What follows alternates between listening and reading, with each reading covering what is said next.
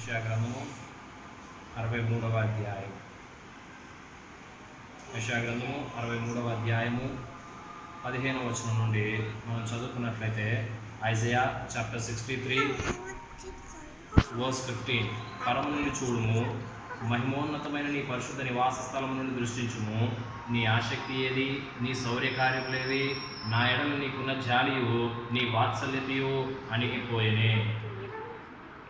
రక్షణ వివరములుగా పేర్కొనబడినటువంటి యెషయా ప్రవచనాల్లో మనం ఒక ప్రాముఖ్యమైనటువంటి సంగతిని ఇక్కడ చూస్తూ వస్తున్నాము. దేవాతి దేవునికి ఆయన బిడ్డలైనటువంటి వారు జ్ఞాపకం చేస్తూ వస్తున్నారు. ఏమని జ్ఞాపకం చేస్తూ వస్తున్నారు అనంటే, పరము నుండి చూడుము. మన దేవుడు ఎక్కడున్నాడు? పరము పైనున్నాడు. ఆయన ఏమంటున్నారు అనంటే, తన బిడ్డలు, ప్రభువా నువ్వు మమ్మల్ని చూడు, మహిమోన్నతమైన నీ పరిశుద్ధ నివాస స్థలము నుండి దృష్టించుము. నీ పరిశుద్ధ నివాస స్థలము మహిమోన్నతమైనది. నువ్వేం చేయి? మమ్మల్ని దృష్టించు. నీ ఆసక్తి ఏది? నీ శౌర్యకార్యములేవి? నా ఎడల నీకున్న నీ జాలియు నీ వాత్సల్యతయు అణిగిపోయేనే. చాలా స్పష్టమైనటువంటి విధానంలో వాక్య లేఖన భాగాలు వ్రాయబడి ఉన్నాయి. వీరెవరు? ఇక్కడ మాట్లాడుతున్నటువంటి వీరు ఏమని మాట్లాడుతున్నారంటే, ప్రభువా నువ్వు పరమ నుండి చూడు, మమ్మల్ని దృష్టించు. మహిమోన్నతమైనటువంటి నీ నివాస స్థలం నుండి నువ్వేం చేయంటే మమ్మల్ని దృష్టించి, నీ ఆసక్తి, ఇది మనుషుల ఆసక్తి కాదు, దేవుని యొక్క ఆసక్తి, అలాగే నీ శౌర్యకార్యాలు, ఇవన్నీ కూడా నా ఎడల నీకున్న జాలియు నీ వాత్సల్యతయు అణిగిపోయేనే. సాధారణంగా వాక్యం ఎప్పటికప్పుడు మనల్ని పరిశీలిస్తుంది, మనల్ని పరీక్షిస్తూ వస్తుంది, మనకు సంగతులు తెలియజేస్తూ వస్తుంది. అయితే ఇక్కడ చదువుకుంటున్నటువంటి వాక్య లేఖన భాగాల్లో దేవుని బిడ్డలైనటువంటి వారు, దేవుని వాక్యం ఎరిగినటువంటి వారు ఆక్రందనతో దేవునికి ఒక ప్రార్థన చేస్తున్నారు. ప్రభువా నువ్వు పైనుంచి చూడు. ఎందుకని చూడమంటున్నారు? ఆయన చూస్తున్నాడు, ఆయన కళ్ళకు మరుగైనది ఏది లేదు. అయితే జీవితాలు ఎలా ఉన్నాయంటే ఆయన చూడనట్టుగా ఉన్నాయి. అలాగే రెండవదిగా మనం చూస్తున్నాం, నీ ఆసక్తి ఏది? నీ శౌర్యకార్యాలు ఏవి? వీరంతా ఎవరు అనంటే, దేవుని సంగతులను జ్ఞాపకం పెట్టుకున్నటువంటి ఆయన బిడ్డలు. కారణం ఏంటంటే, చూడండి పరిస్థితి ఏ విధంగా తయారైపోయింది అనంటే, ఇదే యెషయా గ్రంథంలో 64వ అధ్యాయము. యెషయా గ్రంథము 64వ అధ్యాయము 6వ వచనము. మేమందరము అపవిత్రుల మంచి వారమైతిమి. ఈనాడు కొంతమంది భక్తులుగా, కొంతమంది భ్రష్టులుగా, కొంతమంది మంచివారుగా, చెడ్డవారుగా కనబడుతూ వచ్చారు. కానీ దేవుని ఉగ్రత దినాలను చూస్తే ఎవరి నీతి ఎవరిని కాపాడలేదు. ఒకరు కాదు, ఇద్దరు కాదు, మేమందరము అపవిత్రుల వంటి వారమైతిమి. మా నీతి క్రియలను మురికి గుడ్డవలేనాయను. మా దృష్టికి ఎంతో ఉన్నతంగా చక్కగా కనబడేటటువంటి సంగతులు మురికి గుడ్డల్లా ఉంటూ వస్తున్నాయి. మేమందరము ఆకువలే వాడిపోతుమి, గాలి వాన కొట్టుకొని పోవునట్లుగా మా దోషములు మమ్మల్ని కొట్టుకొని పోయేను. ఈనాడు మా దోషాలు మమ్మల్ని ఆ స్థాయిలో కొట్టుకొని వెళ్ళిపోయాయి అని భక్తుడు ఏం చేస్తున్నాడు అనంటే, ప్రవక్త ఆక్రందిస్తూ వస్తున్నాడు. 7వ వచనము. నీ నామమును బట్టి మొర్రపెట్టువాడు ఒకడును లేకపోయాను. దీన్ని బట్టి మనుషులిక ఆయన నామాన్ని బట్టి మొర్రపెట్టడం మానవేసి ఉంటున్నారు. నిన్ను ఆధారం చేసుకుంటకై తను తాను ప్రోత్సాహపరచుకుని వాడు ఒకడును లేడు. దేవుని మీద ఆధారపడాలి అనంటే ఈనాటి పరిస్థితులు ఏ విధంగా ఉన్నాయి? ప్రార్థనలో ఈ విషయాన్ని జ్ఞాపకం పెట్టుకోండి. తన్ను తాను ప్రోత్సాహపరచుకోవాలి. ఒకప్పుడు దైవ కార్యాలు మనల్ని ప్రోత్సహిస్తూ వచ్చాయి, దేవుని బిడ్డలనబడిన వారు మనల్ని ప్రోత్సహిస్తూ వచ్చారు. అయితే ఈనాడు పురికొల్పు కానీ ప్రోత్సాహం కానీ రావాలి అనంటే నిన్ను నీవే ప్రోత్సాహపరచుకోవలసినటువంటి వాడుగా ఉంటూ వస్తున్నావు. మరి ఇప్పుడు మనం చదువుకున్నాం కదా ఇందాక 63వ అధ్యాయంలో, వాళ్ళు ఆ మాట పలికేటటువంటి వారు ఎటువంటి వారంటే, తమ్మును తాము వారు ప్రేరేపించుకుంటున్నారు, వాళ్ళను వాళ్ళు ప్రోత్సహించుకుంటున్నారు. ఎందుకంటే పాత సంగతులు జ్ఞాపకం చేసుకుంటున్నారు. వాళ్ళు పాతగా అంటే ఏ సంగతులు? వారి పితరుడైనటువంటి అబ్రహామును దేవుడు పిలుచుకున్నాడు. పిలిచినటువంటి దేవుడు నమ్మదగిన వాడుగా, ఉన్నవాడుగా, అనువాడుగా వాళ్ళ జీవితాల్లో నడిపిస్తూ వచ్చాడు. ఆ తరువాత మనం సంగతులు చూస్తే, అబ్రహాం సంతానాన్ని ఇసుక రేణువుల వలె, ఆకాశ నక్షత్రముల వలె విస్తరింపజేశాడు. వారు ఐగుప్తులో బానిసలుగా ఉన్నప్పుడు అక్కడ నుండి వారిని బలమైన దక్షిణ హస్తంతో సాహస కార్యములు జరిగించి విడిపించి ఉంటున్నాడు. అలాగున నాట నుండి నేటి వరకు ఎన్నో అద్భుతాలు, ఎన్నో ఆశ్చర్య కార్యాలు, అలాగే వాటిని జ్ఞాపకం చేస్తూ వస్తున్నటువంటి ఆయన బిడ్డలు. ఇవన్నీ ఒక్కసారిగా ఆగిపోయేసరికి ప్రార్థన చేసేటటువంటి వారు లేరు, ప్రభువుని అడిగేటటువంటి వారుగా లేరు. అయితే అవన్నీ ఎరిగినటువంటి ఆయన బిడ్డలు ఏం చేస్తున్నారు అనంటే, ప్రభువా మనం ఆల్రెడీ చదువుకున్నాం కదా, మరొకసారి 15వ వచనం ఆఖరి భాగం. యెషయా గ్రంథం 63వ అధ్యాయం 15వ వచనం ఆఖరి భాగం. నా ఎడల నీకున్నయు జాలియు నీ వాత్సల్యతయు అణిగిపోయేనే. దేవునికి జాలి ఉంది, మన పట్ల వాత్సల్యత ఉంది, ఆ విషయం వారు ఎరుగుదురు. అయితే ఈ రోజున అవి కనబట్టలేదు. ఏమంటున్నారు వాళ్ళు? అణిగిపోయేనే అని చెప్పేసి మనం ఇక్కడ చూస్తున్నాం. దేవుని వాత్సల్యత, జాలి అణిగిపోతే ఫలితం ఏంటో చూడండి. యెషయా గ్రంథం 64:10, ఐజయా 64:10, నీ పరిశుద్ధ పట్టణములు బీటి భూములాయను. పరిశుద్ధ పట్టణములని పేరు వాటికి. దేవుని యొక్క మహిమ, దేవుని యొక్క తేజస్సు కనబడే, ప్రభావం కనబడేటటువంటి స్థలాలవి ఈ రోజున అవి బీటి భూములైపోయి ఉంటున్నాయి. ఇంకా మనం చూస్తూ వస్తున్నాం. సియోను బీడాయను, యెరూషలేము పాడాయను. సియోను పర్వతం బీడైపోయింది, యెరూషలేము పాడైపోతూ వస్తుంది. మా పితరులు నిన్ను కీర్తించుచుండిన మా పరిశుద్ధ మందిరము, మా శృంగారమైన మందిరము అగ్నిపాలాయను. మా పితరులు నిన్ను కీర్తిస్తూ వచ్చారు, అదేవిధంగా దాన్ని పరిశుద్ధంగా భావిస్తూ వచ్చారు, అది ఈ రోజున అగ్నిపాలైంది. మాకు మనోహరమైనవన్నీ నాశనమైపోయాను, మేము కూడా వాటిని ఎంతో మనోహరంగా భావిస్తూ వచ్చాం, అవన్నీ నాశనమైపోయాయి. ఏం చేస్తున్నారు వీళ్ళు? యెహోవా వీటిని చూచి వరకుందువా, మౌనంగా ఉందువా, అత్యధికముగా మమ్మను శ్రమ పెట్టుదువా. వ్యక్తిగత జీవితాల్లో శ్రమను అనుభవిస్తూ, ఇబ్బందిని అనుభవిస్తూ కాదు, సియోను బీడవడం, యెరూషలేము పాడవడం, వారికి ఎంతో అత్యాస్పదంగా, శృంగారంగా, కింద అత్యాస్పదం అని వ్రాయబడింది, ఉన్నటువంటి మందిరం అగ్నిపాలు కావడం, ఈ పరిస్థితులు వారిని కదిలించి వేస్తున్నాయి. ఎంతకాలం ఇలాగ ఉంటుంది అనేటటువంటి ఆక్రందన వారిలో ఉంటూ వారు ప్రశ్నిస్తూ వస్తున్నారు. మరి ఇటువంటి వారందరికీ దేవుని వాక్యము ఒక చక్కని పేరు పెట్టింది. మనం ప్రార్థించక పూర్వము ఆ పేరేంటో ఒకసారి చూసుకుందాం. దానికి ముందు యెషయా గ్రంథం 1వ అధ్యాయం చూడండి. దేవుని భాష వేరుగా ఉంటుంది. యెషయా గ్రంథము 1వ అధ్యాయము 12వ వచనము, ఐజయా 1:12, నా సన్నిధిని కనబడవలని మీరు వచ్చుచున్నారే, నా ఆవరణములను త్రొక్కుటకు మిమ్మల్ని రమ్మన్న వాడెవడు?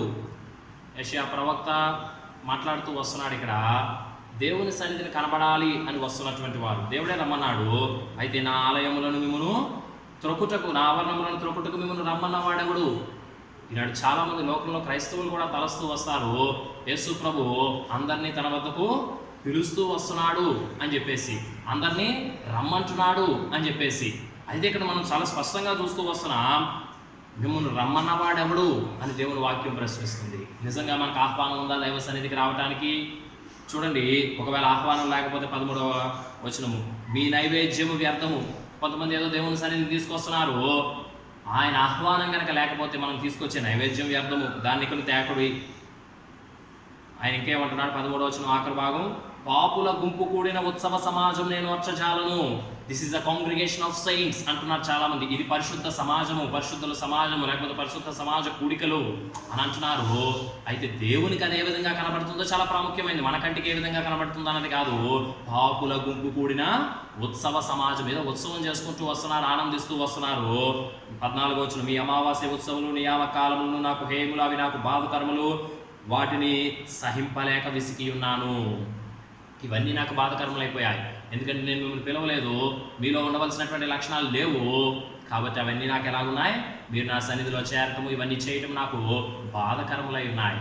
మనుషులు అనుకుంటున్నారు ఎంతో చక్కగా జరుగుతున్నాయి కదా, ఎంతో గొప్పగా jరుగుతున్నాయి కదా.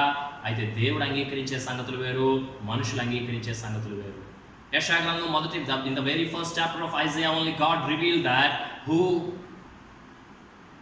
ఎవరు మిమ్మల్ని ఆహ్వానిస్తూ వస్తున్నారు, హూ ఈజ్ ఇన్వైటింగ్ యూ, ఎవడు మిమ్మల్ని రమ్మన్నాడు.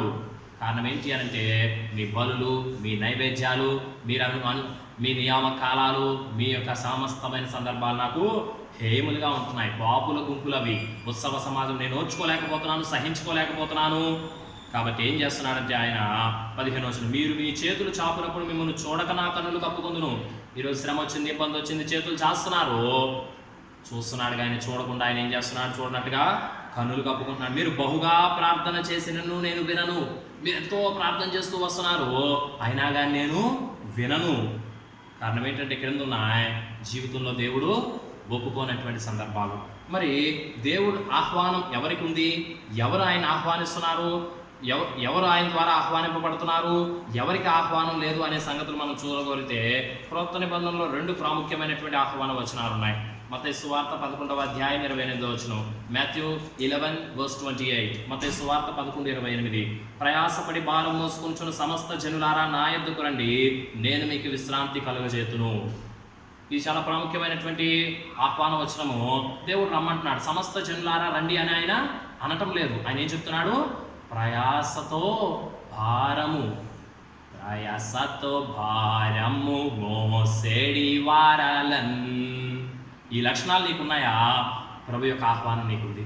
ప్రయాసతో భారం మోయటం అంటే నువ్వు మోయగలిగిన బరువు భారం మోయటం కాదు, నీ వల్ల కాదు. అయినా కానీ నీకు ఆశ అపేక్ష ఉంటే ఏం చేస్తాం? చిన్నపిల్లలు చూడండి, కొన్నిసార్లు వాళ్ళు చేయలేని పనులు కూడా చేద్దామని వారు ఎంతో ప్రయాసపడతారు, ఆశను బట్టి అపేక్షను బట్టి. అలాగే మన జీవితాల్లో కొన్ని మన వల్ల కావు అని తెలిసినా కానీ నిజంగా ఆశ అపేక్ష ఉంటే ప్రయత్నిస్తూ వస్తాం. అలాగే దేవుని కొరకు నమ్మకంగా జీవించడము, ఆయన కొరకు నమ్మకంగా ఈ లోకంలో ముందుకు కొనసాగటం అనేటటువంటిది మన వల్ల అంత సులువుగా అయ్యేటటువంటి పని కాదు. అయితే నీ ఆసక్తి నిజమైనదైతే నువ్వేం చేస్తావు? క్రమం తప్పకుండా దాని కొరకు ప్రయాసపడేవాడుగా ఉంటావు, పాటు పడేవాడుగా ఉంటావు. ఈనాడు తన సన్నిధికి రావాలని దేవుడు కోరుతున్నటువంటి వారు అటువారే. చాలామంది ఆరాధిస్తున్నారు. సమరయ స్త్రీకి యేసు ప్రభు చెప్పాడేమని? ఆత్మతో సత్యంతో ఆరాధించాలి, తన్ను ఆరాధించువారు అట్టికి వారే కావాలని తండ్రి కోరుచున్నాడు. అలాగే నాడు దైవ సన్నిధికి ఎవరెవరు రావాలని ప్రభు కోరుతూ వస్తున్నాడంటే నేనేదో సాధించేశాను, నేను ఉన్నతమైన స్థితికి వెళ్ళిపోయాను అని సంతృప్తి చెందినటువంటి వారు కాదు. ఇంకా నేను పరిణితి చెందాలా, ఇంకా నేను పరిపూర్ణత చెందాలా, పరిపూర్ణతలో ఆయన కృప వెంబడి కృప పొందాలా అని చెప్పి ప్రయత్నిస్తున్నటువంటి వారు. అలాగే ప్రయాసతో భారం మోస్తున్నావా? నీకు నాకు ప్రభు యొక్క ఆహ్వానం ఉంది. ఆ మాట నీకు నాకు వర్తించదు, నిన్ను రమ్మన వాడవడని. మరి ఇంకొక తరగతి ఏంటో చూద్దాం. యోహాను సువార్త 7వ అధ్యాయము, జాన్స్ గాస్పెల్ చాప్టర్ 7. యోహాను సువార్త 7వ అధ్యాయము 37వ వచనం. Johne's gospel chapter 7 verse 37. ఆ పండుగలో మహాదినమైన అంత్యదినమున యేసు నిలిచి ఎవడైనను దప్పికొనిన ఎడల నా యొద్దకు వచ్చి దప్పి తీర్చుకొనవలెను. మొదటిగా ఎవరికి ఆహ్వానము? ప్రయాసతో భారము మోసేడి వారాలన్. రెండవదిగా దప్పిగొనియున్న వారందరిపై. Anyone thirsty come to me. ఎవడైనా దప్పికొనిన ఎడల నా యొద్దకు. చాలామందికి దప్పిక లేదు. చాలామంది దేవుని బిడ్డలు పడిన వారికి ఇంకా నేను దేవుళ్ళ ఎదగాలనేటటువంటి కోరికలు లేవు. దేవుడు మమ్మల్ని ఆశీర్వదించాడు, మా వ్యాపారాన్ని ఆశీర్వదించాడు, లేకపోతే మా ఉద్యోగాన్ని ఆశీర్వదించాడు, లేకపోతే మా వ్యవసాయాన్ని ఆశీర్వదించాడు, లేకపోతే మా చేతి పనులను ఆశీర్వదించాడు, మా బిడ్డలను ఆశీర్వదించాడు అనేటటువంటి ఆలోచనే తప్ప ఆధ్యాత్మికమైనటువంటి కోరికలు లేవు. ఆత్మీయంగా ఎదగాలనేటటువంటి ఆలోచనలు లేవు. అయితే శరీర సంబంధమైన సంగతులను బట్టే తృప్తి పడినటువంటి వారెవరికి దైవ సన్నిధికి ఆహ్వానం లేదు. కానీ ఇంకను నీలో దప్పికుంటే, ఇంకా ప్రయాసతో భారం మోసేటటువంటి వారుగా ఉంటే వారిని యేసు ప్రభు ఆహ్వానిస్తూ వస్తున్నాడు. మరి ఇప్పుడు వారు ఏం చేస్తున్నారు? చాలామంది ప్రార్థించడం మానేశారు. చాలామంది ఏం మానేశారు? ప్రార్థించడం మానేశారు. మనం చదువుకున్నాం కదా, యెషయా గ్రంథం 64వ అధ్యాయము 7వ వచనం. నీ నామమును బట్టి మొర్రపెట్టువాడు ఒకడును లేకపోయిను. ఎవడు లేడు మొరపెట్టడం. కారణం ఏంటి? అందరూ భౌతిక సంబంధమైనటువంటి ఆశీర్వాదాల కొరకు ఎదురు చూసేటటువంటి వారే ఈరోజు కొంత పరిస్థితులు ప్రతికూలమయ్యేసరికి మొర్రపెట్టడం మానేసి ఉంటున్నారు. ఈరోజు వారిని మొరపెట్టమని ఎవరు చెప్పడం లేదు. కాబట్టి ఏం చేశారు? నిన్ను ఆధారం చేసుకుంటకై, నీ మీద ఆధారపట్టుకై తన్ను తాను ప్రోత్సాహపరచుకుని వాడు ఒకడు నువ్వు లేడు. ఈనాడు ప్రస్తుత పరిస్థితుల్లో కానీ ఆనాడు ఉన్నటువంటి పరిస్థితుల్లో కానీ దేవుని మీద ఆధారపడాలంటే ఆధారపడు అని ఎవరు చెప్పడం లేదు. ఎవరికి వాళ్ళే ఏం చేయాలి? ప్రోత్సాహపరచుకోవాలి. ఇక్కడ ఉన్నటువంటి వారికి ఎవరు చెప్పలేదు, వారే అంటున్నారు, ప్రభువా పరమ నుండి చూడుము. 63:15. మహోన్నతమైన నీ పరిశుద్ధ నివాస స్థలములను దృష్టించుము. నీ ఆసక్తి ఏది? నీ శౌర్య కార్యములేవి? నా ఎల్ల నీకున్న జారియు నీ వాత్సల్యతు అణిగిపోయెను. ఇంకా మనం చూస్తున్నాం 17వ వచనం. యెహోవా నీ మార్గములను తప్పి తిరుగునట్లుగా మమ్మల్ని ఎందుకు తొలగజేసితివి? మనకు మనం తొలగిపోవడం వేరు, ఆయన తొలగ చేయడం వేరు. మనకు మనం రావటం మానేయటం వేరు, ఆయన ఆగిపోవటం వేరు. అలాగే ఇక్కడ పరిస్థితి ఆ విధంగానే ఉంది.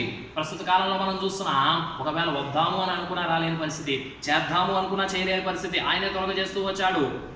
18వ వచనం. నీ పరిశుద్ధ జనులు స్వల్పకాలమే దేశం అనుభవించరి. నీ సన్నిధిని కొంతకాలమే మేము అనుభవిస్తూ వచ్చాం, ఎక్కువ కాలం బాధపడుతూ వచ్చాం. అందుకని కొంతమంది మొరపెట్టడం మానేశారు. అయితే వీరెవరు, వీరికి పెట్టబడిన పేరు ఏంటన్నది మొదటి నుండి నేను మీకు చెప్తున్నాను. ఆ మాట ఏంటో చదువుకుందాం, ప్రార్థనలోకి వెళ్దాం. యెషయా గ్రంథము 62వ అధ్యాయము 7వ వచనం. ఐజయా 62:7. యెహోవా జ్ఞాపకకర్తలారా విశ్రమింపకుడి. The reminders of the Lord. ఎవరి హృదయంలో అయితే దేవుని వాక్యం ఉందో, ఎవరైతే దైవ సంగతులను అర్థం చేసుకుంటూ వస్తున్నారో, ఎవరైతే ప్రతికూలమైన అననుకూలమైన పరిస్థితుల్లో కూడా ఆయన సేవించేందుకు తమ మనసును తాము ప్రేరేపించుకుంటున్నారో, తమను తాము ప్రోత్సహించుకుంటూ వస్తున్నారో, వాళ్ళను వాళ్ళు నిలబెట్టుకుంటూ వస్తున్నారో, ఇటు వారికి ఇవ్వబడినటువంటి పేరు ఏంటంటే the reminders of the Lord. వీరంతా ఎవరు? యెహోవా జ్ఞాపకకర్తలారా. మన మీద ఉన్నటువంటి బాధ్యత ఏంటి? నీ నా మనసులో అతి భారం బాధ్యత ఉంటే విశ్రమింపకుడి. Don't take rest. తర్వాత ఏం చేయాలి? ఆయన యెరూషలేమును స్థాపించే వరకు, లోకమంతటా దానికి ప్రసిద్ధి కలుగజేయ వరకు ఆయనను విశ్రమింపనీయకుడి. నీపైన నాపైన ఉన్న బాధ్యత, నువ్వు నేను చేయవలసిన ప్రార్థన ఏంటి అని అంటే, don't take rest and don't let God take rest. నువ్వు విశ్రమించద్దు, దేవునిని విశ్రమింపనివ్వద్దు. నువ్వు విశ్రమించినా దేవునికి జ్ఞాపకం చేసేవారు ఉండరు, ఆయన విశ్రమిస్తే సంగతులు సరిచేసేవారు ఉండరు. కాబట్టి ప్రతికూలమైనటువంటి ఈ వాతావరణంలో వారందరూ అంటున్నారు, ఏమంటున్నారు? 8వ వచనం, యెహోవా 64వ అధ్యాయం 8వ వచనం, యెహోవా నీవే మాకు తండ్రివి, మేము జగటమను, నీవు మా కుమారివాడవు, మేమందరము నీ చేతి పని అయి ఉన్నాము. 9వ వచనం, యెహోవా అత్యధికంగా కోపపడకము, మేము చేసిన దోషం నిత్యము జ్ఞాపకం చేసుకొనకము, చిత్తగించుము, చూడుము, దయచేయము, మేమందరము నీ ప్రజలమే కదా. ఇటువంటి అనేకమైన వచనాలు పరిశుద్ధ గ్రంథంలో వ్రాయబడుతూ వచ్చాయి. వీరంతా ఎవరు అనంటే యెహోవా జ్ఞాపకకర్తలు. These are the reminders of the Lord. వారు జ్ఞాపకం చేస్తున్నారు. మనం కూడా అట్టి జ్ఞాపకకర్తల జాబితాలో ఉందాం. మనం కూడా యెరూషలేమును దేవుడు స్థాపించే వరకు, లోకమంతటా దానికి ప్రసిద్ధి కలుగజేసే వరకు, దేవుడేంటో, ఆయన సౌర కార్యాలేంటో అవన్నీ ప్రజలందరూ తెలుసుకునే వరకు మొదటిగా మనల్ని మనం ప్రేరేపించుకుందాం, ప్రోత్సాహపరచుకుందాం. ఆయన సన్నిధిలో మనం విశ్రమించుకుందాం. ఆనాడు దావీదు చెప్తున్నాడు, యాకోబు దేవునికి ఒక నివాస స్థలం ఏర్పరచే వరకు నేను పరుండు నా మంచం మీదకి నేను ఎక్కను, I will not take rest. అలాగే నీపై నాపై ఇటువంటి బాధ్యత ఉంది. We will not take rest and we will not let God take rest. ఎప్పటి వరకు? మరల యెరూషలేము పునర్వైభవం సాధించే వరకు, మరల దైవ కార్యములు వృద్ధి చెందే వరకు. ఆ విధంగా ప్రభు సన్నిధిలో ప్రార్థిద్దాం.